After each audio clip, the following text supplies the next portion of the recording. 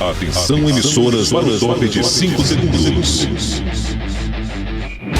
Bom dia, boa tarde, boa noite. Sejam bem-vindos a mais um episódio aqui no Não Use Drogas Podcast.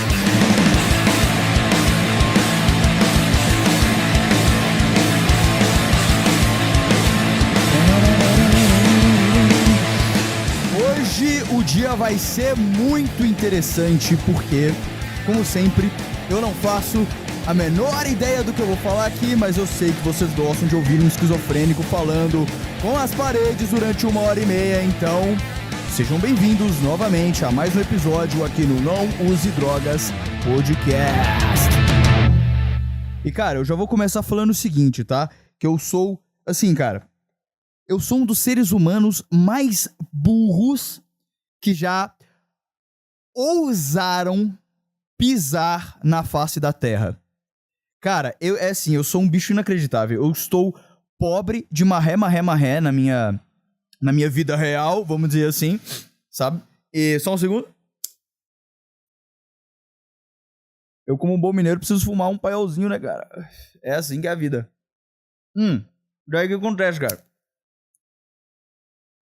Eu estou pobre de marré, precisando de dinheiro, indo por atirando pra todos os lados pra conseguir ganhar dinheiro, né? Depois eu falo mais sobre.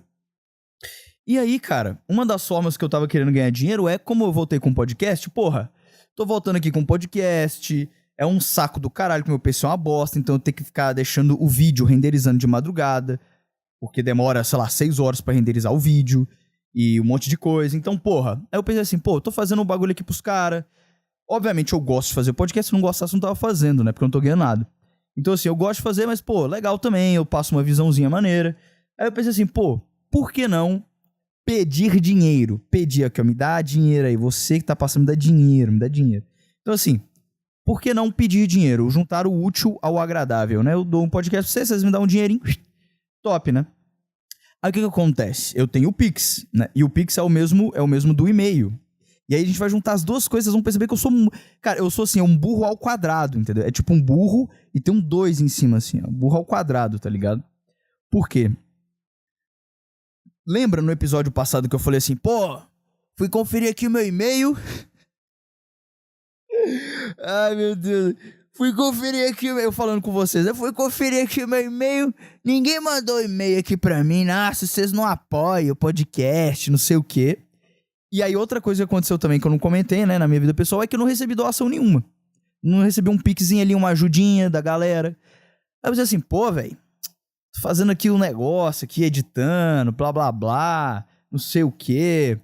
E, ninguém tá doando um dinheirinho pra mim, ninguém tá mandando um e-mail, que paia, né? Aí, tipo assim, um belo dia, eu tava conferindo a descrição de um dos meus vídeos, que eu tô lançando corte agora no canal. Aí eu vou olhar assim com mais atenção, porque eu sou muito desatento, né? Eu vou olhar assim com mais atenção. Aí, tipo assim, o Pix e o e-mail, pra você mandar e-mail, e o Pix é o mesmo, né? Que é o nousedrogaspc@gmail.com. Só que aí eu fui olhar, cara, e tinha um detalhe no e-mail. Tinha uma curvinha de detalhe. Que era o seguinte, o não do Não Use Drogas PC tinha um tio. E tanto o e-mail quanto o Pix não tem tio. Então assim, eu fico imaginando, cara, quantas pessoas falam assim, velho, vou doar uma grana aqui. Imagina um milionário, cara. Milionário caiu no meu vídeo, gostou pra caralho. Vou doar uma grana aqui pra esse cara. Que eu tô aqui no meu horário de almoço, aqui na minha empresa multinacional, eu tô com 5 minutinhos aqui. Vou abrir aqui rapidinho o Pix, vou mandar R$1 milhão pra esse cara. Aí ele foi lá, digitou não com tio, ao invés de now, né? Aí ele falou, puta, não foi. Aí ele falou assim, então deixa pra lá. E deixou pra lá, cara. E eu perdi R$1 milhão. Isso com certeza ia acontecer. Isso com certeza aconteceu, essa cena, né? Só que aí eu perdi R$1 milhão, cara. Porque eu sou burro e eu esqueci de tirar o tio, né? E também eu não recebi nenhum e-mail. Obviamente, porque o cara, imagina quantas pessoas... Cara, eu tô imaginando agora. Imagina um maluco falou assim, velho, quer saber? Minha vida é um fiasco, já tentei trocar ideia com todo mundo, ninguém me escuta. Esse cara aí do Não Use Drogas Podcast parece ser um cara maneiro. Quer saber, mano?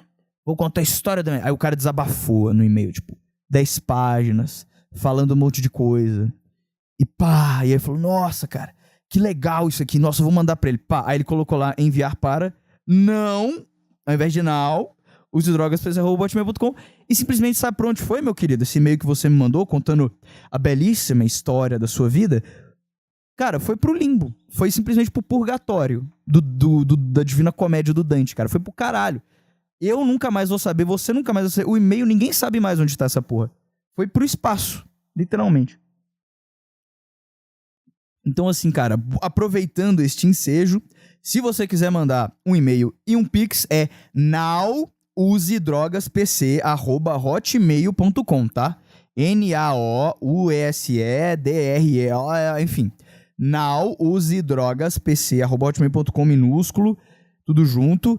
Tanto pra mandar e-mail pra mim, contando a história de vida, um problema seu, qualquer coisa, quanto pra mandar dinheiro, porque eu sou pobre. Eu estou pobre. Eu estou caindo na mendicância, então eu preciso aqui, ó, que você me joga uma pratinha na mão, cara. Me joga uma moedinha aí, cara. Eu preciso pagar a conta, entendeu? Então, galera, é isso aí. Agora é o seguinte, cara, antes de eu começar a gravar esse podcast, eu vou falar pra vocês uma coisa, que é o seguinte. Hoje, né, eu tava treinando, puxando meu ferro, né? Vou mostrar aqui pra vocês. Porra, ruim pra caralho, hein? Dá pra ficar melhor. Aí o que acontece? Tava lá puxando meu ferro e pensando, pô, hoje tem podcast, eu preciso... O que eu vou falar hoje, né? Preciso pensar alguma coisa. Só que é o seguinte, cara. Tudo que eu ando pensando na vida, eu falei nos últimos 3 podcasts, né? Que é aquela coisa de psicologia, complexo materno e blá, blá, blá. E tipo assim... Eu sou de um tipo de ser humano que enjoa das coisas muito rápido, entendeu? Aquela frase do Schopenhauer encaixa muito comigo, né? Que é, a vida é um pêndulo entre... Como é que é? É um pêndulo, né? A vida é um pêndulo. Que é entre o tédio... Como é que é? A vida é uma ânsia... Não, peraí, eu sou ruim de citar frase, né? Vocês já perceberam isso. A vida é um pêndulo... Eu vou lembrar. A vida... é um pêndulo entre a ânsia de ter e o tédio de possuir, entendeu? Então, assim, eu estou sempre em busca de coisas novas, novas possibilidades, novas ideias, novos pensamentos, né? Então eu já enjoei de falar disso. Aí eu pensei, pô, o que tá na minha mente aí pra eu trocar ideia com a galera? E não tem absolutamente nada. Porque eu estou, apesar de eu estar quase caindo na mendicância e completamente desesperado pra conseguir dinheiro, eu estou na paz. Eu estou absolutamente na paz. E quando você está na paz, cara, nada mais importa no bom sentido, né? Assim, por que eu vou falar sobre qualquer coisa se já tá tudo certo, né? Isso é um ensejo interessante, porque se essa frase que eu falei está certa, né? Pra que eu vou falar alguma coisa se já tá tudo certo? Então isso implica necessariamente que falar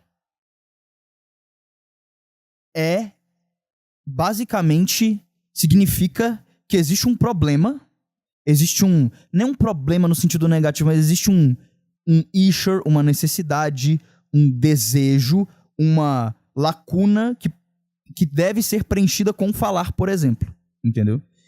Porque, cara, como eu não tô com problema, cara, por mim eu não falava nada. Eu ficava aqui, ó, meditando assim, levitando, né? Oh, meu Deus, estou na paz absoluta aqui, né? Então eu não tinha nada pra falar. Aí eu pensei assim, tá, beleza. Eu não tenho nada pra falar, mas eu quero manter o meu compromisso de fazer o podcast toda sexta-feira. Então, hoje eu vou ter que falar. Aí eu pensei, bom, vou fazer o seguinte, eu vou usar de ensejo notícias. Aí eu vou abrir o meu G1 e eu vou falar aqui pra vocês, cara.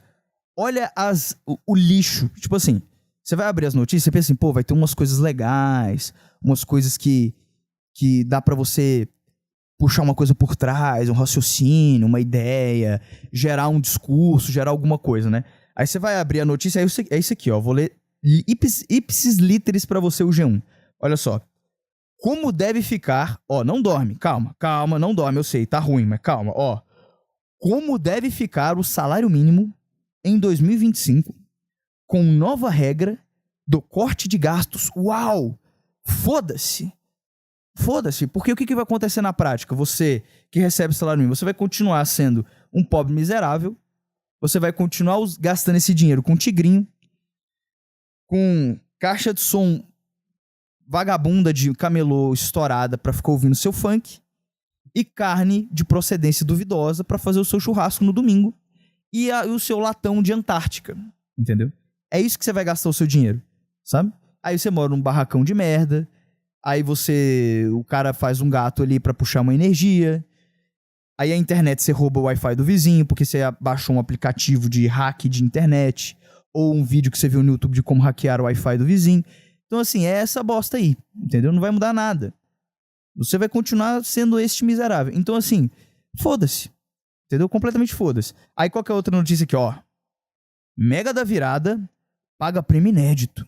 Ó. Aí eu fui ver qual que é o prêmio inédito, é tipo 600 milhões de reais. Tipo, uau, dinheiro pra caralho. Pô, com 600 milhões de reais, você resolve a sua vida, a do seu filho, a do seu neto, do seu bisneto e do seu tataraneto. Entendeu? Fácil. Assim, resolve com luxo. Entendeu? Com Ferrari, com mansãozinha, com balneário Camboriú, entendeu? Você resolve bonito. Só que assim, também é um foda-se, por quê? Porque vai ser o quê? Quantas pessoas ganham na Mega Sena? Só pode um? Ou pode... É vários, né? Porque você tem que acertar os números, né? Aí quem acerta exatamente todos os números e na ordem que eles caíram, ganha o prêmio. Mas só que se, sei lá, 4 pessoas também acertaram, aí divide, né? Mas vamos supor que só uma pessoa ganhou. Beleza, essa pessoa ganhou 600 milhões de reais. Aí sabe o que vai acontecer também? Eu já vou dizer aqui, ó.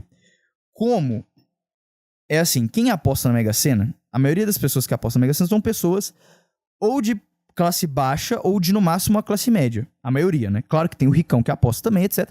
Mas assim, a gente parte do pressuposto que quem tá jogando na Mega Sena é a galera mais pobrezinha, né? Mais vulnerável. Partindo do pressuposto que a galera mais burrinha e mais vulnerável é a maioria do Brasil, e não só é a maioria do Brasil, como a maioria das pessoas que apostam são pessoas pobres, ou seja, quem tá apostando é o pobre do pobre, entendeu? É o pobre de um país latino-americano, né?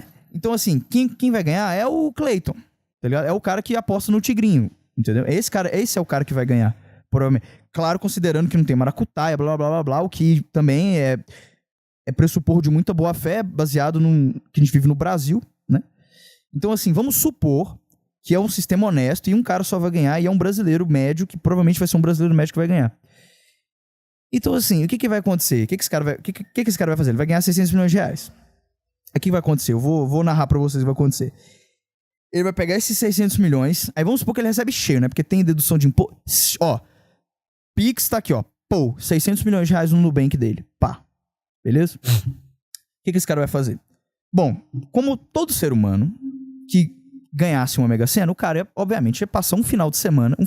Ele ia passar uma semana inteira, assim, em Mônaco, comendo, sei lá, escargot e caviar folhado a ouro, com 400 prostitutas de luxo, tomando o vinho mais caro do mundo. A garrafa do vinho mais caro do mundo, que custa, sei lá, 5 milhões de dólares.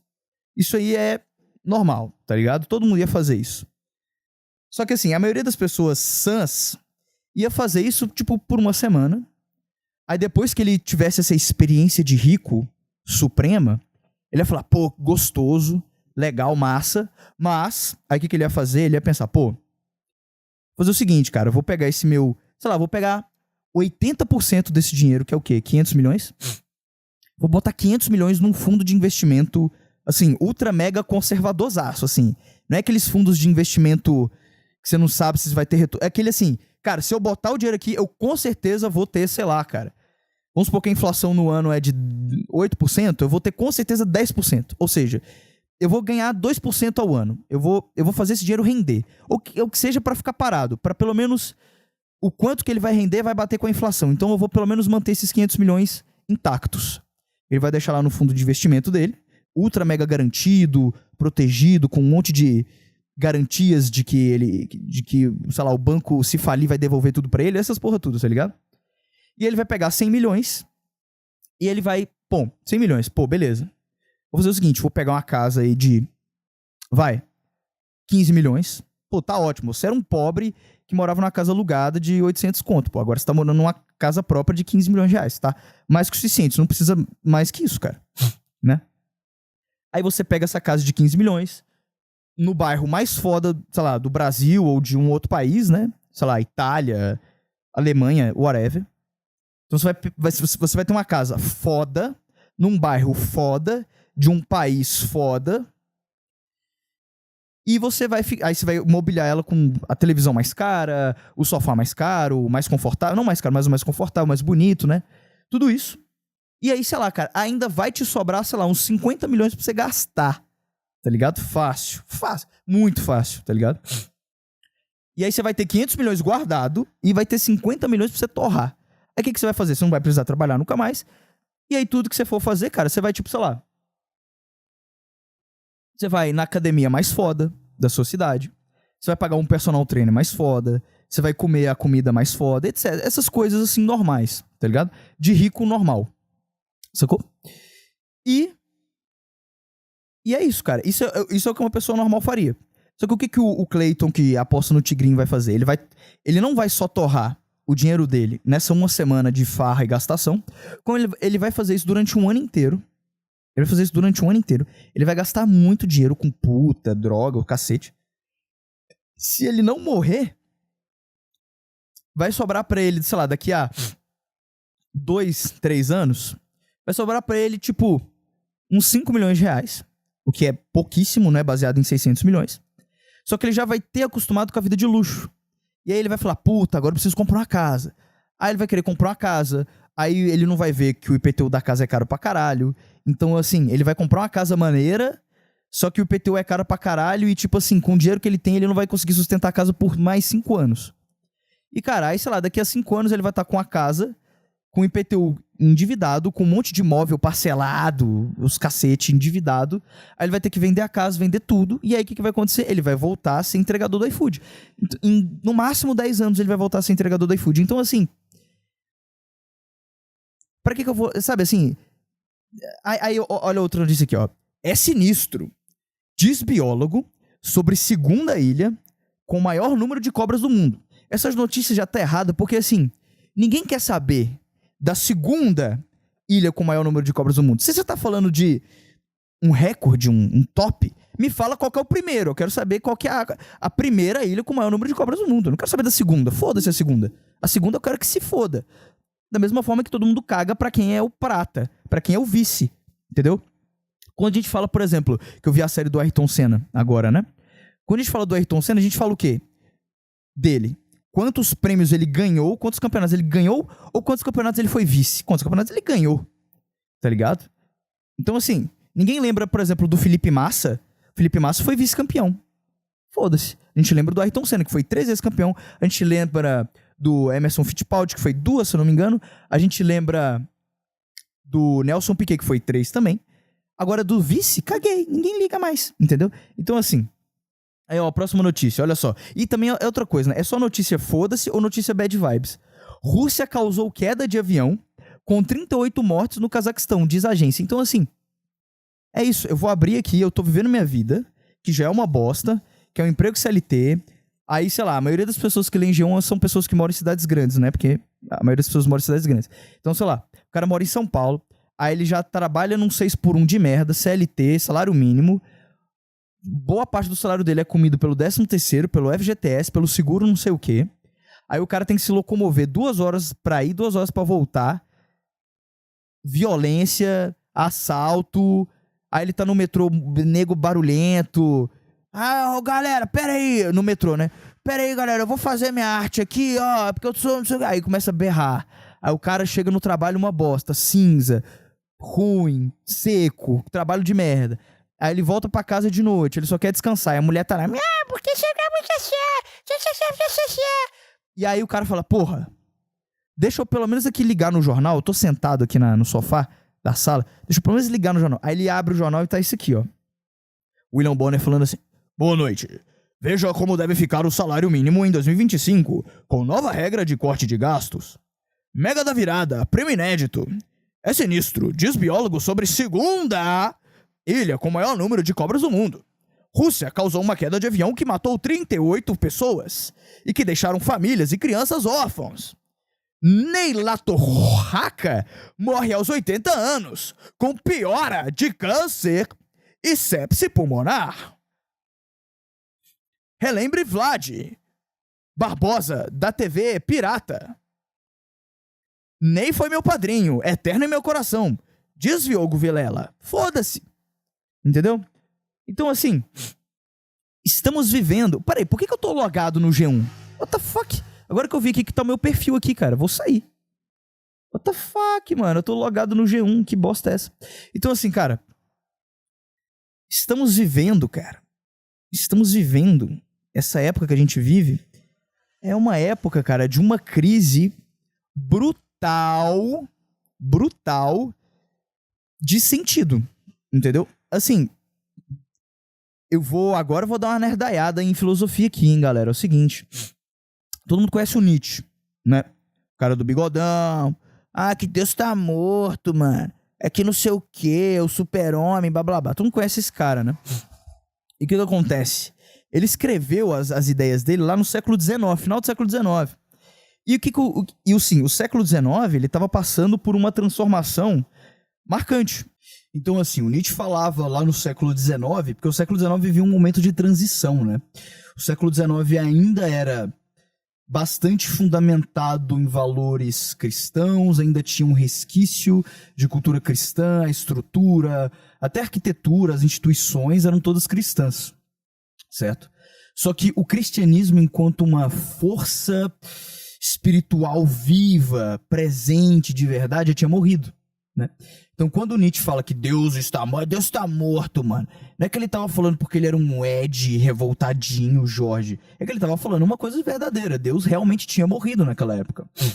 E o Nietzsche, ele vislumbrava que, como a moral, que é basicamente o que sustenta toda a sociedade humana, assim, tudo que tem a ver com sociedade humana, não só sociedade, mas no sentido individual, é a moralidade. É o que o ser humano acha certo ou errado, o que ele acha bom ou ruim, justo ou injusto, né? Então todo ser humano fundamenta o seu modo de existir baseado em uma moralidade. Então, como a moralidade cristã, nesse sentido de espírito, de vida, ela tinha morrido, então, cara, era inevitável que alguma merda ia acontecer muito gigantesca. E o Nietzsche, a grande preocupação dele foi tentar dar uma resposta pra isso, né? E como o Nietzsche, ele não acreditava, não é que, tipo, a resposta do Nietzsche era, galera, então a gente tem que voltar, sei lá, pro hinduísmo, pro Islã. Não, ele não acreditava em nada disso. Então ele tentou dar uma outra resposta. Essa outra resposta dele pra essa moralidade é que cada ser humano ali devia criar a sua moralidade, devia exercer a sua moralidade, entendeu? Colocar o seu ímpeto, o seu eu, a sua natureza, a sua humanidade nesse sentido individual pra fora. Ele exercer essa potência, essa vontade, né? Essa foi basicamente a resposta do Nietzsche. Só que, agora eu vou linkar com o G1, tá? O problema é que a humanidade não entendeu isso. Ela meio que só postergou esse problema que estava em aberto, que o Nietzsche... Cadê? Nesse livro aqui, ó. Esse vermelho aqui, ó. Tá vendo aqui, ó? Peraí. Esse aqui, ó. Que é o Irmãos Karamazov. E não só no Irmãos Karamazov, mas basicamente toda a obra do Dostoiévski. Ele evidencia muito esse problema, sabe? Essa coisa do... Peraí, mas... O espírito cristão não existe mais. Ninguém bota fé mais nisso. Só que todo o esqueleto, toda a estrutura, ela é moldada, ela é formada, ela é pensada para funcionar sob uma lógica, uma perspectiva cristã, mas uma coisa não está batendo com a outra. Então existe uma espécie de hipocrisia social, humana, espiritual rolando, né? O Dostoiévski fala muito disso e o Nietzsche basicamente filosofa em cima da literatura do Dostoiévski, basicamente, né?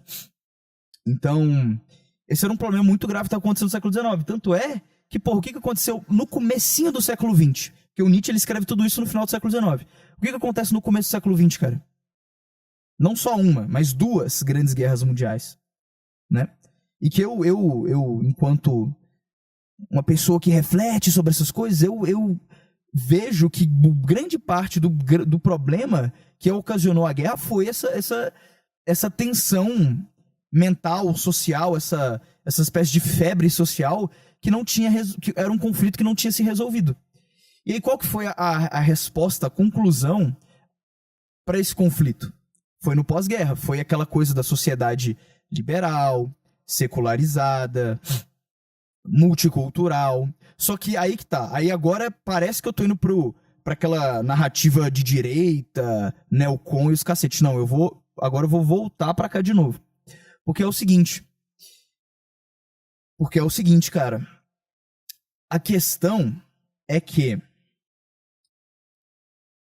o problema desta perspectiva liberal, de fundamentar os valores, a moralidade, numa perspectiva burguesa, liberal, secular, multicultural, assim, o problema não é exatamente o liberalismo, não é exatamente a democracia, não é exatamente o multiculturalismo, várias culturas em um país. O problema não é exatamente esse, tá? E aí que eu me difiro desses caras neocons que falam, não, o problema é que a gente tem que voltar pra Deus. Eu acho que não, cara, porque é o seguinte, olha só que eu sou um cristão falando isso, tá? Mas não é que a gente não deva voltar pra Deus e blá blá blá. Mas é que eu acho que essa não é a resposta. O Mark Twain, que é um escritor americano famoso, ele tem uma frase que ele diz assim, que a história, ela não se repete, mas ela rima.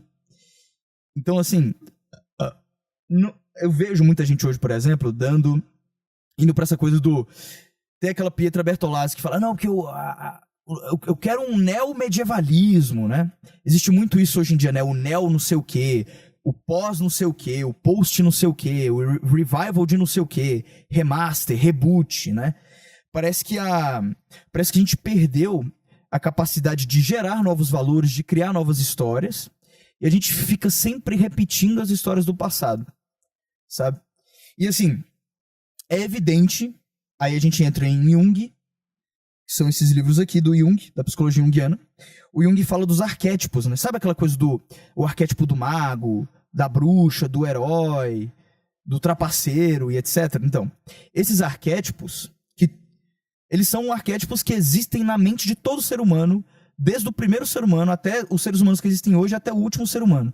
Todos eles vão ter dentro da mente dele, e não só na mente, mas manifestado exteriormente, culturalmente, esses arquétipos que são universais. Então, assim, sempre vai existir histórias onde você tem o herói, aí você tem um cara que representa um cara meio mago, né? Aquele cara que tem conhecimentos... Ele é um sábio, mas ele é meio místico, então ele fala em alegorias, em metáforas. Aí você tem o arquétipo da bruxa, que é aquela mulher que ela engana, que ela faz parecer que ela é só meio doidinha, ela é da natureza, ela é uma mulher que mora aqui no mato, não sei o que, e de repente ela faz uma poção mágica que te enfeitiça, né? Você tem o arquétipo da donzela, né? Que é aquela fêmea muito feminina e muito doce, delicada e bonita, e passiva, e blá blá blá. Você tem todos esses arquétipos sempre vão existir. Até aí tudo bem. E sempre terão histórias que de alguma forma direta ou indireta vão estar todas fundamentadas em cima desses arquétipos. Cara, por exemplo, as grandes histórias modernas, Star Wars, Star Trek, Duna, Senhor dos Anéis, Crônicas de Nárnia, Game of Thrones, todas essas histórias, elas pegam esses arquétipos e dão uma roupagem, uma perspectiva moderna para elas, para não ficar aquela coisa arcaica de Odisseu, Aquiles e coisa grega que não soa palatável. Mas a estrutura da história é a mesma, né? Sempre os mesmos arquétipos ali. Até aí tudo bem. Isso aí, beleza. O problema é que a gente não consegue também criar novos arquétipos, ou... Não é nem criar novos arquétipos, que isso não existe, porque o arquétipo significa arqué, que é princípio. Então, não tem como você criar princípios, né? Mas a gente não consegue desenvolvê-los. Então, ou a gente cria, ou a gente vai nesse ímpeto de tentar criar histórias absolutamente novas, só que não tem substância nenhuma, sabe? Então, todas essas histórias que, por exemplo, existe muito hoje, né? Do homem que ele é meio feminino, e ele é meio coitadinho, ele é meio burrinho, mas ele é meio bonitinho. Aí você tem a mulher que ela é inteligente, e ela é meio mandona, Então, assim, é como se fosse uma... Aí você tem, sei lá, um homem que é um cara normal, trabalhador e tal, mas por causa disso ele é um vilão, sabe? Por ele ser um cara, tipo, sério e assertivo, ele é um vilão. E o cara que ele é meio sentimentaloide, meio... Assim, ele é o certo da história. Ele é o cara que tá com a razão, sabe? Que é o cara irracional, meio emotivo, meio choroso. Ele é o certo. E o cara que ele é mais assertivo, lógico e mais masculino, ele é o errado, né? O que é isso, cara? É uma tentativa de... Eu não tô nem... Ó, de novo, cara. Eu não tô querendo cair na narrativa conservadora de falar, não, as histórias tem que falar do homem fodão e da mulher passiva. É isso aí que a história é boa. Eu não tô nem caindo nisso. O problema é que quando Hollywood e essas porras criam essas histórias, onde você tem um homem fraquinho, aí a mulher mais assertiva, aí o homem que ele é assertivo, ele é o errado, ele é o vilão, e o homem que ele é mais sentimentaloide e emotivinho e é masculadinho, ele é o herói, tal. Isso é uma tentativa desesperada, e isso fica muito nítido na própria obra em si, é uma tentativa desesperada de tentar criar novos símbolos, novos arquétipos, novo significado, entendeu? Novas substâncias, novas formas de identificação entre o público e a obra, né? É uma tentativa de fazer isso, só que é uma tentativa desesperada. Por que é uma tentativa desesperada? Porque o que eu imagino que passa na cabeça desses caras que fazem isso, além da grana defendendo pautas woke e essa porra aí que dá dinheiro, né? Pra um certo tipo de público. Além disso, eu imagino que eles pensam assim, cara, vamos tentar criar uma história nova. Puta, mas eu não sei. Existe uma crise de criatividade, né? E eles pensam, pô, vamos reprisar as mesmas histórias. Ah, não, mas as mesmas histórias é chato. Aí vai ter o herói lá, aí a donzela, não sei o que. Ah, então vamos fazer o seguinte, vamos pegar essa estrutura e vamos virar de cabeça pra baixo. É tipo uma solução meio que aí baixo, entendeu? De tentar criar uma coisa nova, sabe? É a mesma coisa, é a mesma birra que eu tenho com a arte moderna. A arte moderna, por exemplo, na pintura. Ou na escultura, né? Então, por exemplo, o Duchamp, que é aquele clássico, né? Que é o mictório. É tipo assim, cara, basicamente assim, a gente chegou no momento aqui, o cara falando, a gente chegou no momento aqui da arte que a gente não consegue criar mais nada. Então vamos fazer o seguinte, foda-se, o banheiro agora é arte, foda-se. A banana com a fita tape na parede é arte. É uma tentativa desesperada, preguiçosa, pouco criativa, tosca, sem substância, sem peso, sabe? E é só, vamos inverter as coisas, vamos pegar a lógica e inverter. Assim, é paia, sabe? É tosco, é pueril, a gente percebe isso, sabe? Só que o problema é a resposta. Qual que é a resposta que as pessoas percebem que não tem substância, que não tem valor, que não tem luminosidade? Só que as respostas que elas dão é porque é woke, é porque é progressista, é porque é de esquerda, mas não é esse o problema, entendeu? O problema não é fazer uma arte de esquerda, uma arte revolucionária, esse não é o problema, cara. Até porque a alma humana, ela anseia pelo clássico, pelo que é conservador, tradicional, e a mesma alma que anseia pelo que é clássico e tradicional, ela também anseia pela destruição, pelo revolucionário, pelo que é subversivo, porque a alma humana, ela é consciência e ela também é sombra, né? Na mesma alma reside o cara que quer ter uma família conservadora e, ao mesmo tempo, o cara que quer dar uma fugidinha e comer travesti. Isso é um fato, entendeu? Então, o problema não é que a arte é arte de esquerda, arte de direita. Esse nem é o problema em si. O problema é a falta de criatividade, é a falta de trazer uma arte que tenha substância, ou uma literatura que tenha substância, ou, sei lá, qualquer coisa criativa humana que tenha substância. Então, seja literatura, seja pintura, seja escultura, seja arquitetura, seja filme, música, qualquer coisa que tenha substância, não tem mais. Então, por exemplo, sabe um reflexo muito nítido da falta de substância arquitetônica, por exemplo? Essas porra dessas casas feias pra caralho, que é um bloco cinza quadrado, sabe? Não tem nada por trás, assim, é só cimento, tijolo e foda-se. Não tem...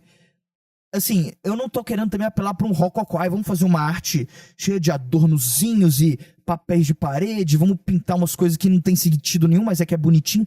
Eu não tô nem falando disso, cara, de novo. Mas é assim, é um bloco cinza de concreto morto, cinza feio, que não remete a nada, que não tem harmonia, que não tem proporção, que não tem porra nenhuma, é um bloco de cimento pra sei lá, pra ter uma cama e um banheiro e uma pia. É isso. Não tem vida, cara. É tipo uma... As casas, hoje em dia, elas são grandes blocos, não é nem de vida, né? São grandes blocos quadrados de existência biológica. Então, assim, o ser humano, pra ele ter uma existência biológica, ele precisa de um lugar pra cagar, que não seja, sei lá, dentro do quarto dele, então tem que ter um banheiro ali pra bosta vazar. Aí você tem que ter um lugar pra ele dormir, então você tem uma cama, e um outro quarto um outro cômodo a gente faz pra cozinha. Aí acabou, sabe? E um outro cômodo a gente coloca uma televisão gigante pra ele ficar vendo o programa do Ratinho e blá blá blá. É uma existência biológica, cara. É puramente instintiva. É como se fosse a vida na selva gourmet, entendeu? É uma vida na selva gourmet. Um cachorro precisa o quê? De comer. Cozinha. O cachorro precisa cagar. Banheiro. O cachorro precisa, sei lá, ficar brincando. Televisão na sala. Acabou. Sabe? É uma vida instintiva. Só que gourmet. Só que com uma televisão de 80 polegadas na sala. Então, assim, cara, é uma vida vazia. Aí você vai ver as obras. Os filmes, as séries. São todas essas. É pegar a estrutura básica dos arquétipos e inverter. Então, na verdade, o herói, que é um cara masculino, assertivo, lógico, frio, que analisa as coisas, que toma decisão. Esse é o vilão. E o cara que ele é masculadinho, que ele é todo ui, ai, não sei o que, eu sou um Peter Panzinho aqui, todo emotivinho, ele é o herói. Ele é o cara que tá com a razão. Então, assim... E o Nietzsche falava disso, cara. O Dostoiévski evidenciava isso. Schopenhauer, de certa forma... Ele só denunciava isso, né? Ele não trazia muito uma solução, né? Ele só criticava. Mas ele também trazia reflexões nesse sentido. Kierkegaard tinha o existencialismo dele. Porra, velho. Kafka evidenciava um pouco essa esquizofrenia. Então, assim... Só que parece que a humanidade, ela cagou pra tentar resolver esse dilema, sabe?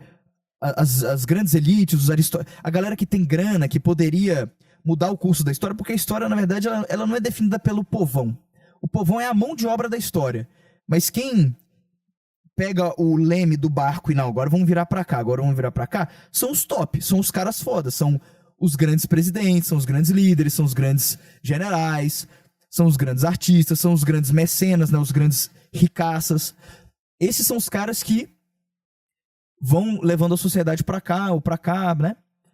Então, assim, só que esses caras também, eles estão completamente secularizados, aburguesados, assim, completamente foda-se, entendeu? Completamente animalizados, bestializados. Eles pensam só no lucro, no poder e foda-se. Eles não querem levar a humanidade... Eles não pensam mais na humanidade enquanto, cara, como a gente pode subir a régua? Como que a gente pode subir o sarrafo da humanidade? Não. Como a gente pode ganhar dinheiro e exercer poder? Então, assim, são líderes, são grandes ricaços, presidentes, generais, artistas e burgueses, que não têm, cara, que não têm propósito de vida nenhum, e nenhum propósito humanitário de levar a humanidade pra frente nenhum. É basicamente uma corrida desenfreada pra ver quem domina quem, entendeu? Pra quem... Sei lá, cara. Pra quem tem um conglomerado de empresas maior do que a do amiguinho. Pra qual presidente consegue ser mais imperialista do que o outro. Pra qual artista consegue estabelecer uma rede ali de apoiadores de forma que outros artistas não consigam roubar o público desse artista. E público, e dinheiro, e fama, e ego. Então, assim... Acabou tudo, tá ligado? Foi tudo pro caralho. Não existe mais uma espécie de perspectiva urbana. Não existe mais um micro consenso entre, assim, cara, beleza, o ser humano ele é diverso, ele é plural mesmo. Ele é conservador, ele é revolucionário ao mesmo tempo, ele é tudo isso. Só que será que existe Será que a gente pelo menos pode fazer uma arte boa que evidencia esse conflito? Tipo um Dostoiévski, por exemplo. Não tem mais Dostoiévski, cara. Não tem mais Homero, não tem mais Virgílio, não tem mais esses caras, não. Não tem mais Dante, não tem mais Cervantes, não tem mais Shakespeare, não tem mais porra nenhuma, cara. Acabou tudo. Hoje a gente vive só reprisando, ou a gente tá reprisando, copiando os clássicos do passado, ou a gente tá pegando os clássicos do passado e colocando de cabeça pra baixo pra tentar criar uma coisa woke, progressista, alternativa. Mas não tem nada novo sendo criado, não tem nada... O arquétipo, ele não tá conseguindo ganhar vida mais. O herói, ou ele é extremamente clichê, ou ele é o vilão, basicamente. Ou o vilão, ele é o herói, e, assim, ou o vilão, ele é caricato, ele é tosco, ele é chato, ele é insuportável, ele é tedioso, entendeu? Então, assim, cara... Cara, esse podcast é basicamente o podcast da desesperança, tá, cara? Esse episódio aqui é o episódio da desesperança completa, da tristeza, do desespero, sabe? E assim, quando Nietzsche evidenciou esse problema, que estava muito nítido na época dele, né? Final do século XIX, teve consequências, né? E as consequências foram as grandes guerras, esquizofrenia, doença mental pocando a rodo, né? Não à toa, cara, a psicologia... Isso é uma coisa interessante, porque você pensa assim, pô, por que a psicologia só foi nascer em 1900? No comecinho de 1900? Sendo que o ser humano tem psicologia desde sempre. Por que só em 1900 foi nascer? Porque só em 1900 começou a ter essa histeria e essa neurose exacerbada. Muito por conta dessa quebra de sintonia entre valores. Então você tem um espírito cristão ocidental que morto, só que ao mesmo tempo toda a estrutura da sociedade, os valores, tudo que você imaginar, foi montado em cima dos valores cristãos. Então, são coisas dissonantes. E essa dissonância, quanto mais tempo ela passa sendo escondida, sendo reprimida, a resposta disso é a vazão. A vazão é através da neurose, né? Então, quando você teve o agravamento de neurose, histeria, e esquizofrenia, e blá blá blá, autismo, um monte de merda, aí as pessoas falam, não, peraí, existe um problema aqui, que não é um problema filosófico, não é um problema... É um problema social, mas é mais profundo do que um problema social. Um problema, sei lá, de economia, entendeu? É um problema de dentro, da mente que tá desconexa. Porque o que é uma neurose? A pessoa, ela acha que é isso e no fundo ela é isso. São coisas antagônicas. E essa dupla personalidade, vamos dizer assim, ela não encontra unidade. E essa falta de unidade, ela é vazada através de neurose, histeria, surto e um monte de merdas, né? E foi muito por conta disso que a psicologia nasce, porque ficou tão evidente esses problemas de neurose, histeria, etc., que, cara, a única resposta pra isso é que existe uma coisa na mente. Qual que foi a grande sacada da psicologia? Foi a descoberta do inconsciente. Quando você descobre o inconsciente, você descobre, peraí, existe a vida do consciente, do ego, e existe uma outra vida que é a do inconsciente, que tem vida própria. E é essas duas coisas coabitando a mesma cabeça que gera uma dissonância. Peraí, eu vou pra cá, eu vou pra cá, eu vou pra cima, eu vou pra baixo. Né? E essa neurose que gera dúvida, angústia, que gera todos esses problemas. Então,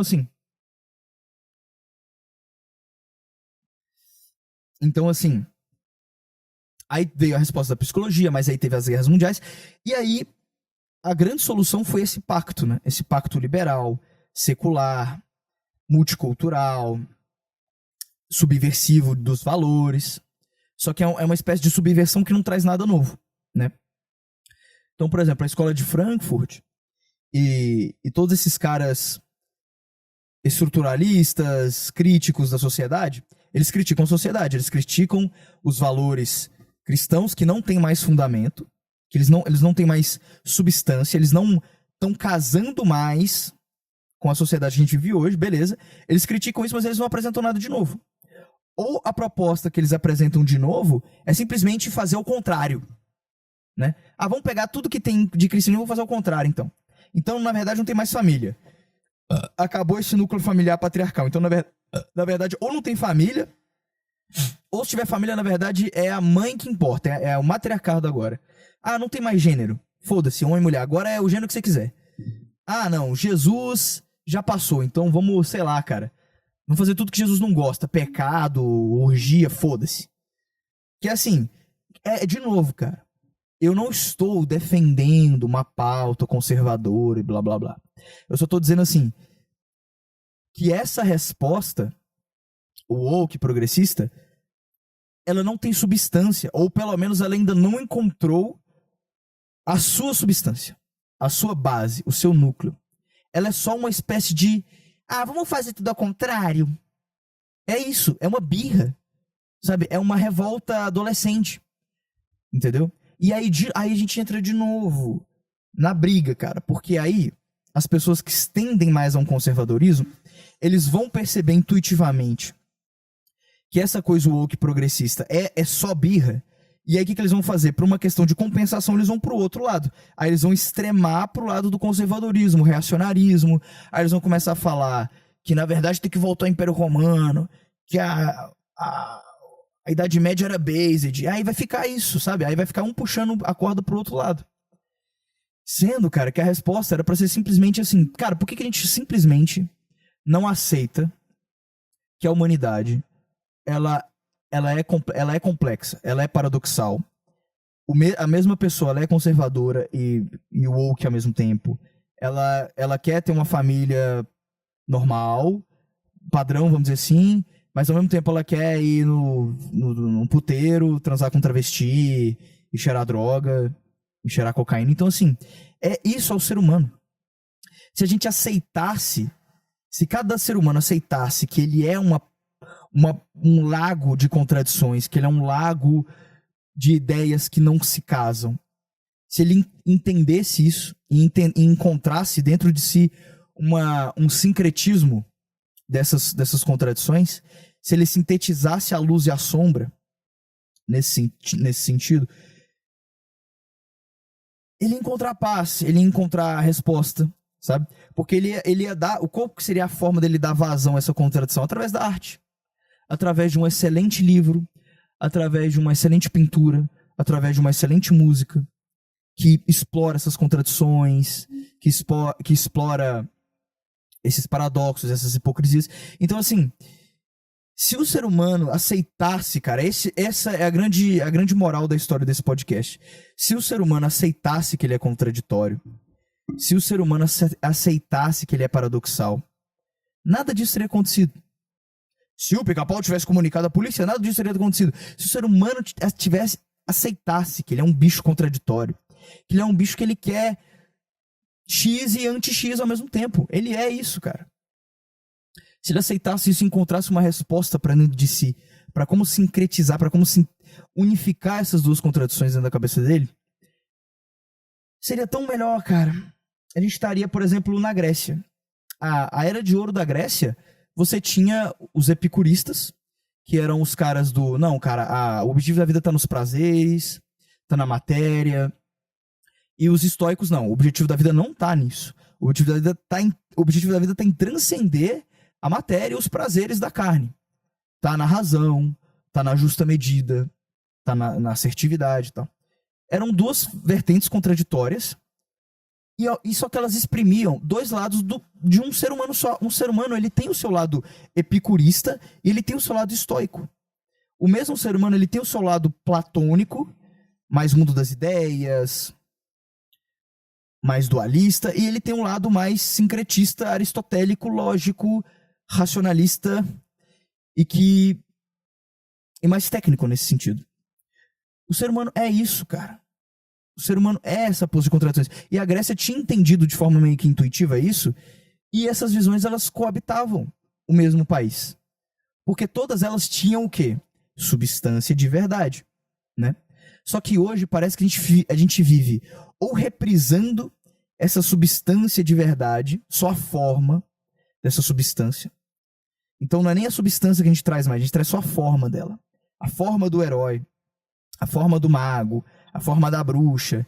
E elas não têm substância, então fica aquela coisa tediosa, chata, aquela coisa, pô, eu já vi essa aí várias vezes, eu já vi esse filme várias vezes, sabe?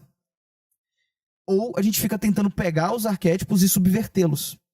Por pura birra, por puro modernismo, vamos tentar criar algo novo, só que não tem substância. Então, assim, a resposta, cara, é o ser humano aceitar a dúvida. Aceitar que ele não vai encontrar a resposta. Quando ele aceitar que ele não vai encontrar a resposta, quando ele aceitar que ele é um bicho contraditório, quando ele aceitar que ele é um bicho paradoxal, ele vai ficar em paz. Porque ele vai querer dar vazão a essa contradição dele, e essa vazão vai ser através de uma belíssima arte. Porque só a arte vai conseguir exprimir de forma muito clara o que está passando na mente do palhaço, né? Só Deus sabe o que está passando na mente do palhação.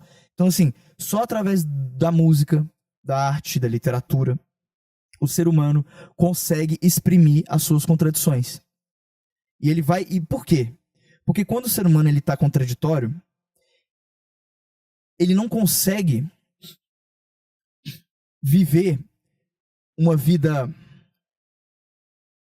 Ele não consegue viver uma vida normal de um ser humano trabalhador, normal, que paga conta e blá blá blá. Ele não consegue viver essa vida sustentando essas contradições. Então o que ele faz? Ele se prende a uma resposta só. Não, eu sou conservador. Não, eu sou de direita, eu sou de esquerda, eu sou liberal. Ele se prende nessa ideologia e ele vai tocando a vida em uma só perspectiva de vida. Só que isso evidentemente é falso, porque ele tem o outro lado dentro da mente dele, que ele reprime, e essa repressão em algum momento vai sair, e ela vai sair de forma podre. Por que de forma podre? Porque ela é reprimida.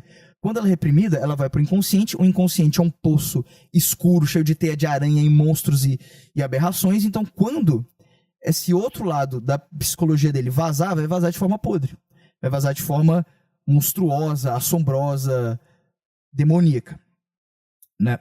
Agora, se ele aceitasse, se ele falasse, não, cara, ó, eu sou isto e eu sou isso também. Eu sou luz e eu sou treva. Eu sou Deus e eu sou o demônio.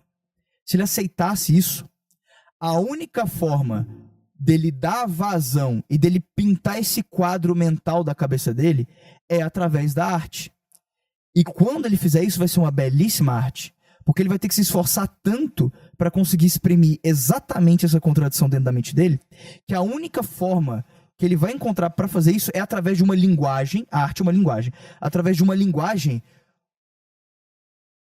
muito foda. De uma linguagem muito complexa. De uma linguagem muito transcendental, muito épica. Porque só uma linguagem épica, que é a arte, consegue traduzir contradições. A língua formal, a linguagem formal, normal do ser humano, a fala do ser humano, não consegue traduzir contradições. A gente, dando um exemplo claro, eu não consigo falar uma coisa e a oposta desta coisa ao mesmo tempo. Eu não consigo fazer isso. Eu só consigo falar uma coisa, aí depois eu falo outra coisa, depois eu falo outra coisa. Mas a arte, ela consegue falar 400 coisas ao mesmo tempo. Ao mesmo tempo. Um mesmo quadro, uma mesma pintura, consegue exprimir 457 visões de mundo diferentes ao mesmo tempo. Um filme consegue fazer a mesma coisa. Uma música consegue fazer a mesma coisa, né? Agora, o discurso lógico, formal, do ser humano médio não consegue. E por não conseguir, o ser humano ele quer se prender a uma só visão de mundo, para ele não ficar bitolado e neurótico. Só que isso, inevitavelmente, vai levar ele à neurose, porque ele vai estar reprimindo esse outro lado dele. E esse outro lado dele vai vazar de alguma forma, e como está reprimido, vai vazar de forma podre.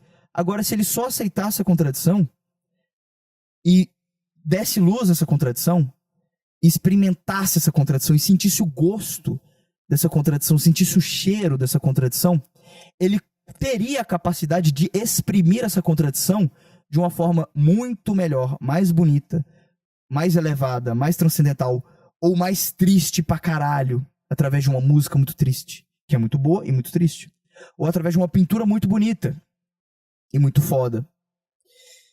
Então, assim, cara, só que o ser humano, eu sou um pessimista, eu sou um trágico, cara.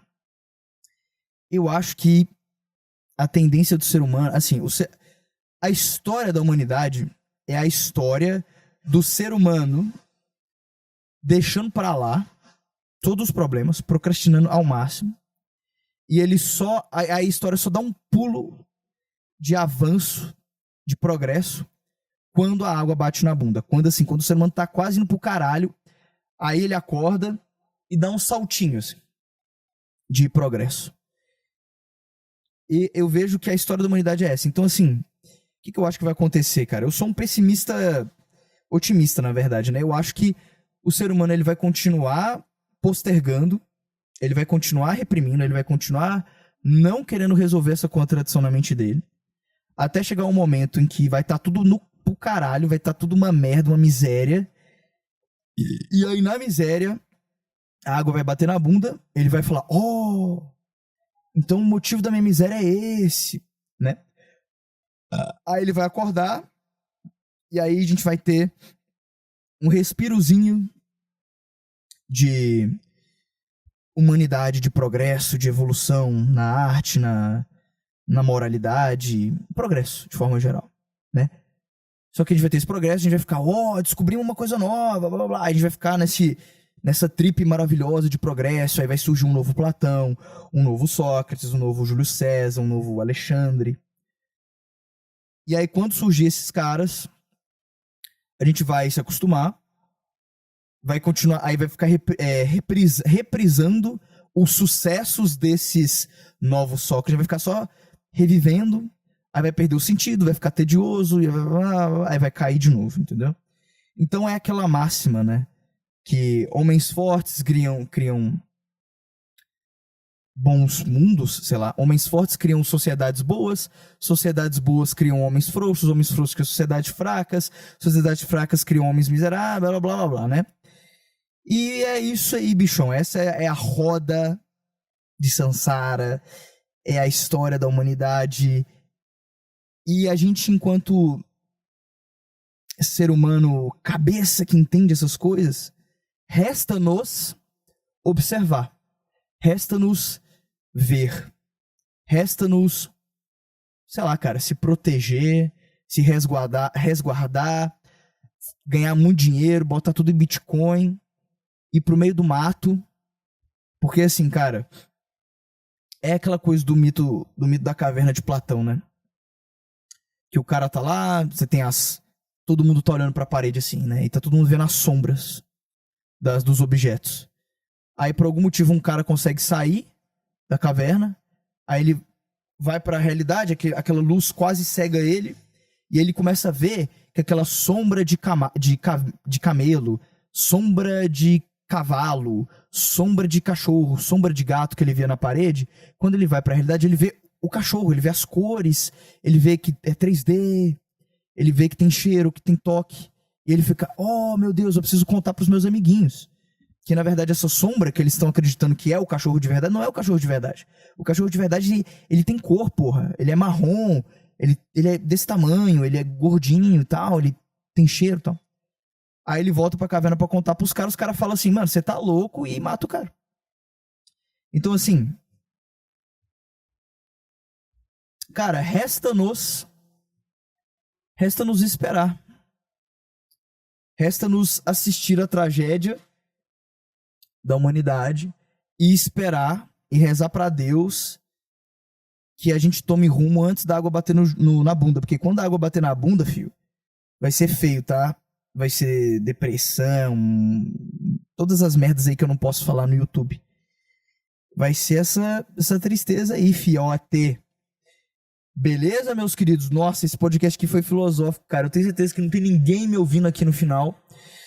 Puta que pariu, minha cabeça tá até explodindo, cara. Eu usei todo o meu QI pra falar agora. Puta que pariu, bicho, que é isso, mano? Eu não sou esse cara não, bicho. Eu sou um ser humano superficial. Eu gosto de falar bobagem, de pinto, de buceta, cara, nossa senhora, mano. Que isso, velho. Eu fui longe agora, viu? Puta que pariu. Nossa senhora, cara.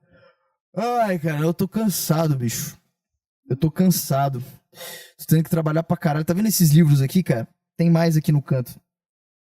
E tem o dobro, quer dizer, tem, sei lá, uns 80% a mais de livros aqui que vocês estão lendo, tá no outro quarto também. Eu devo ter torrado, cara, sei lá, quase 10 mil conto em livro. Aí você pergunta assim, nossa, você é boy, né? Você tem grana. Aí é que tá, meu querido, eu não tenho grana. Eu botei tudo no crédito. E agora eu estou colhendo as merdas de ter botado tudo no crédito. Por isso que eu tô tendo que trabalhar pra caralho. Eu tô cansado. Puta, eu só queria ter dinheiro, mano. Puta que pariu, velho. Ai, ai. Mas é isso, né, filho? Eu escolhi essa vida e por mim eu também não troco, não, tá? É muito bom morar sozinho, né? Eu moro numa república com mais 2 amigos. Mas eu digo assim, morar sozinho, construir minha própria vida. Se eu quiser comer, eu vou ter que fazer o meu almoço. Se eu quiser meu quarto limpo, eu vou ter que limpar. Entendeu? Isso é legal, cara. Se eu quiser o meu dinheiro pra pagar minhas contas, eu que tenho que pagar as coisas. Se eu quiser luz, né? Na minha casa, eu que tenho que trabalhar pra pagar. Então, assim, isso é legal, cara. Maturidade, responsabilidade. Ah, mas ao mesmo tempo que é legal, cansa, bicho. Puta que pariu. E eu sou preguiçoso, cara. Eu estou preguiçoso. Na verdade, eu sou preguiçoso. Eu nasci preguiçoso, sim. Isso aí é um fato, eu tenho que admitir. Eu sou preguiçoso mesmo.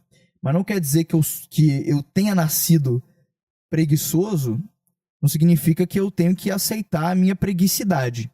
Obviamente, eu luto contra ela todos os dias. Mas eu realmente tenho uma tendência à vagabundagem, tá? A ficar de boa, a não fazer nada. Mas eu vejo que isso é uma coisa boa, assim, cara, porque eu vejo que eu sou preguiçoso porque, cara, se eu tenho uma cama, eu tenho uns livrinhos legais pra ler, pô, eu tô no céu, entendeu? Eu me basto com muita facilidade. Isso é bom, mas isso é ruim também, porque como eu me basto com muita facilidade, então eu vou ser um carinha sempre medíocre, no sentido de trabalho, dinheiro, etc, né? Porque, pô, se o pouco me basta, então eu vou ser um Zé Ruelinha, né? Só que, ao mesmo tempo que o pouco me basta, eu sinto na minha alma uma coisa fervendo, do tipo assim, eu preciso escrever livros, eu preciso fazer música, eu preciso, sei lá, escrever um filme, eu preciso fazer coisas na realidade, sabe? Eu sinto isso também, né?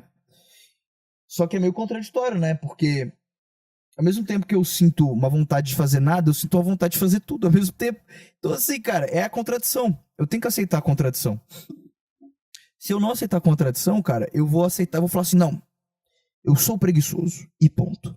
Aí eu vou sempre que a minha alma ficar falando, Daniel, você tem que escrever um livro, Daniel, você tem que compor uma música, eu vou falar, não, isso aí é infantilidade minha, isso aí é devaneio. Aí eu vou estar sempre reprimindo esse meu chamado, né? Então eu tenho que aceitar a contradição, cara. Eu tenho que aceitar que vai ter momentos que eu quero ficar preguiçoso e vai ter momentos que eu vou ter que botar essa arte minha pra fora. E essa contradição, cara, essa contradição ela é angustiante. Ela te deixa numa situação de espírito caótica, imprevisível. Mas é isso mesmo, cara.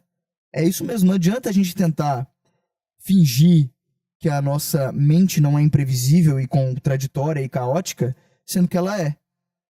E também a gente não pode abraçar o caos completo, porque senão a gente também fica à mercê das vozes, né? Das vozes da minha cabeça.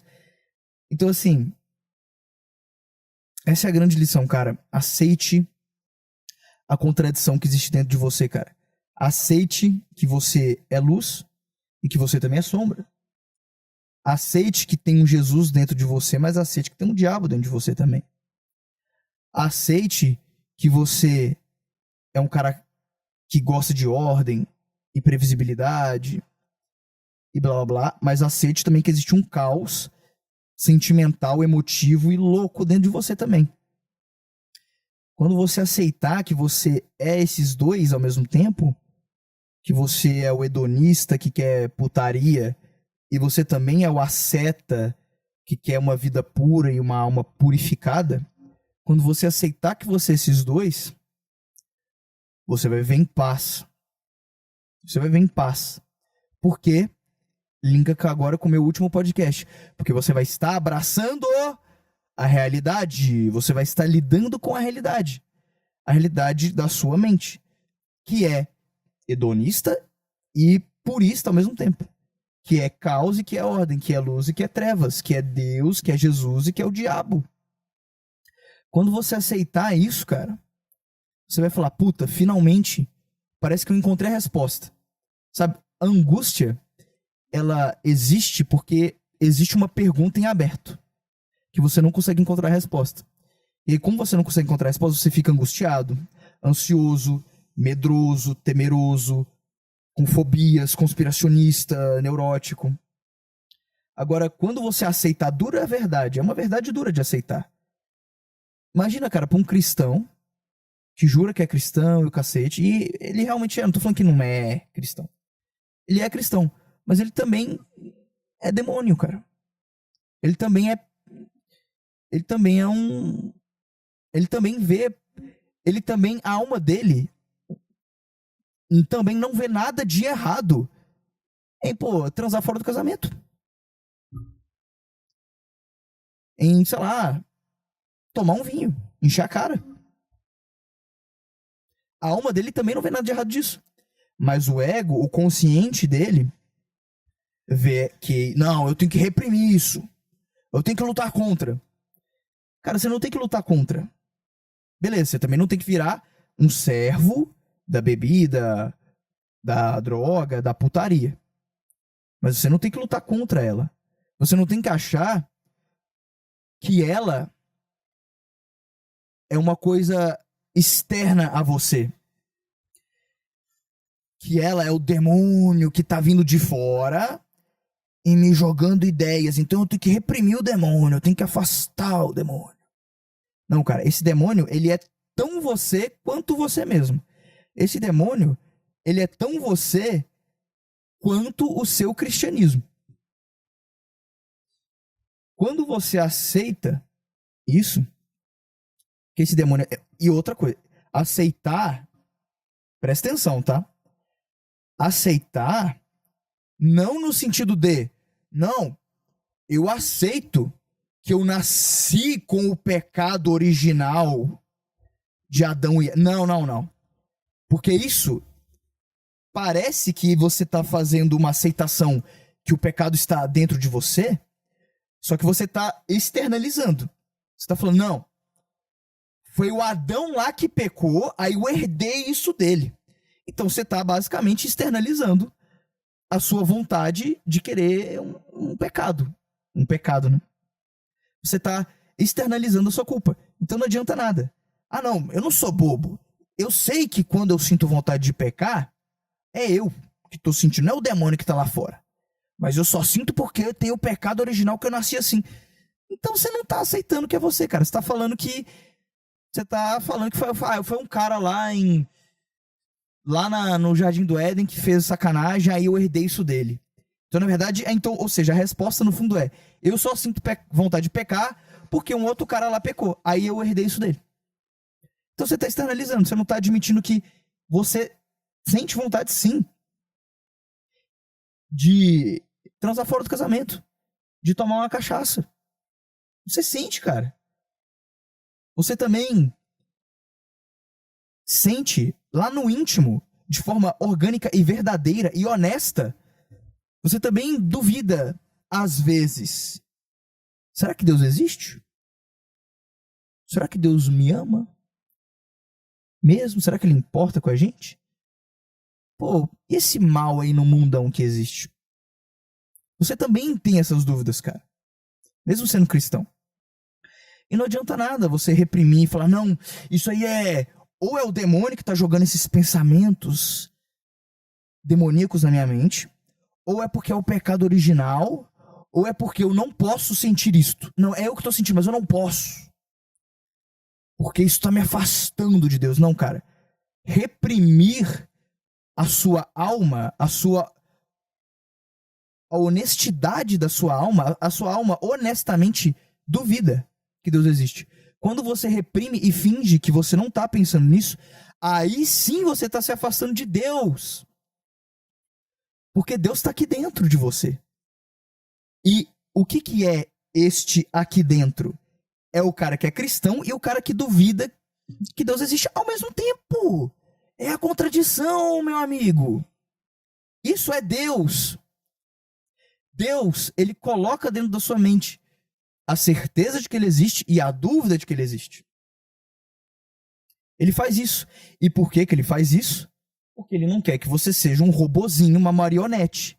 Porque se Deus quisesse que você fosse uma marionete, ele nem colocava a dúvida dentro da sua mente, da sua alma, de que ele não existe. Ele nem colocava essa dúvida. Ele falou, não, eu existo mesmo, ponto. Você não conseguiria nem vislumbrar a hipótese de que se pá, ele não existe. Ele ia colocar a certeza na sua cabeça. Só que se ele colocasse certeza na sua cabeça, ele ia te fazer de marionete. Você ia ser basicamente um joguete na mão de Deus, assim. Você ia ser... Sua vida é foda-se. Sabe? A sua vida, essa coisa humana, da mente, da dúvida, tá? Foda-se. Ele ia colocar a certeza em você. Ele ia... Qual que é a sua diferença para essa garrafa aqui? Eu controlo essa garrafa é minha. Essa garrafa não tem vida própria. Então você ia ser uma garrafa de Deus, né? Só que também, se ele colocasse a pura dúvida, o puro caos, você nunca, ou a pura certeza de que ele não existe, então você também nunca ia chegar perto dele. Se ele semeasse na sua cabeça só confusão, só angústia, só caos, você nunca ia concluir que ele existe, porque Deus é ordem, Deus é... Ele é uma coisa firme, uma rocha que eu posso me segurar. Se ele semear só o caos, o oposto disso, você nunca ia chegar na conclusão de Deus. Só que Deus quer que você duvide, porque ele quer que você aceite a contradição, porque dentro da contradição, dentro da merda da contradição, da angústia da contradição, do desespero da contradição, lá no fundo existe um diamante. Existe uma descoberta. Existe uma eureka. Dentro do mistério existe eureka. E aí tem uma frase dos alquimistas que eles falam assim: é só quando você... Eu não sei exatamente... Vocês sabem que eu sou péssimo em falar frases de forma literal, né? Mas o sentido da frase é basicamente assim: é abandonando que você ganha. É largando que você consegue. É abandonando que você ganha. Sabe? E os alquimistas, as pessoas pensam que eles queriam... Era uma coisa material, né? Que eles queriam transformar o chumbo em ouro e tal. Existe esse lance mesmo, tá? Mas, cara, a alquimia, você consegue interpretar 100% a alquimia através de metáforas da própria mente. Então, o Jung, nesses livros aqui, ele fala muito sobre alquimia, ele fala sobre isso, e ele fala sobre essa frase que é o seguinte, cara: quando você para de ter pretensões, de querer encontrar a resposta definitiva, não, é o conservadorismo, não, é o comunismo, não, é não sei o que, não sei o que. Quando você para de querer resolver, de querer encontrar a resposta definitiva para os conflitos e os paradoxos e as contradições da sua alma, quando você abandona essa pretensão, aí você ganha. Aí você ganha paz, você ganha luz, você ganha tranquilidade, felicidade. E por que você ganha? Porque a sua alma, a verdade da sua alma é contradição. Ela é multifacetada. E quando você aceita a multifacetação da sua alma, você fica em paz. E por que você fica em paz? Porque o oposto da paz é a dúvida, é a angústia, é a ansiedade. E o que é angústia, ansiedade? É a dúvida. Eu encontrei essa resposta aqui, mas será que é isso mesmo? Aí você fica na angústia, na angústia, na angústia, na angústia, na angústia, na angústia. O oposto da angústia é paz. E a paz é quando você aceita a verdade. Paz é quando você encontra a verdade. Paz é quando você mata a dúvida. A angústia é dúvida.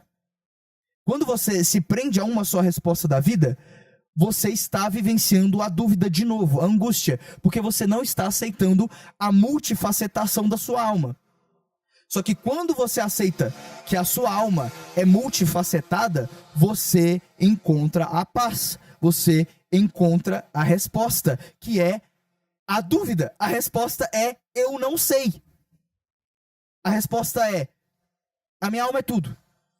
Eu não sei qual que é a frase que define tudo. Eu não sei qual que é a ideologia, foda-se, que define o todo da minha alma. Porque não existe palavra possível para definir o tudo, o infinito. Deus. É apenas aceitando a contradição, a dúvida, o paradoxo, a incerteza que você vai encontrar a certeza. Porra! Porque a sua alma é multifacetada. Abrace a dúvida, abrace a incerteza, aceite-a, entenda que você é dúvida, você é contradição, você é o cara que acredita em Deus e que duvida que ele existe, você é o cristão e o, sei lá, cara, o satanismo, você é o cara da ordem e o cara do caos, você é o cara corretinho e o cara hedonista, você é esses dois. Quando você abraça isso, você entende, finalmente encontrei a paz, porque eu sou isso. Tá bom, galera? Nossa senhora, cara, gastei todos os meus neurônios. Falei pra cacete. E é isso, galera. Já temos muito tempo aí de podcast. E é o seguinte, recados finais, se você ficou até aqui, me dá dinheiro, por favor, estou pobre, tá? Me dá dinheiro no Pix, que é nowusedrogaspc@hotmail.com, tá aí na descrição. Mas se você quiser, é nowusedrogaspc, sem o tio, tá? nowusedrogaspc@hotmail.com. Me manda um e-mail também contando a história da sua vida, contando um caso, alguma coisa. E o e-mail é nowusedrogaspc@hotmail.com. Now, sem tio, tá? Os dois é sem tio. E não esquece também que se você quiser ouvir esse podcast no Spotify, você não precisa pagar o Spotify pra ouvir direto, sem propaganda. Dá pra ouvir, baixou ali, abriu meu programa, pode ouvir todos os programas, estão todos lá, tá? O link tá na descrição também do meu podcast no Spotify. E o link do Telegram também está aqui na descrição. Então entre lá no Telegram, porque é lá que a galera que é fã e que gosta do meu trabalho tá toda lá, a gente troca ideia e blá blá blá, vocês ficam sabendo de novidades por lá. Então é isso. Muito obrigado por terem me escutado e por terem me tancado essa bosta até aqui. Até semana que vem e tchau. Fui.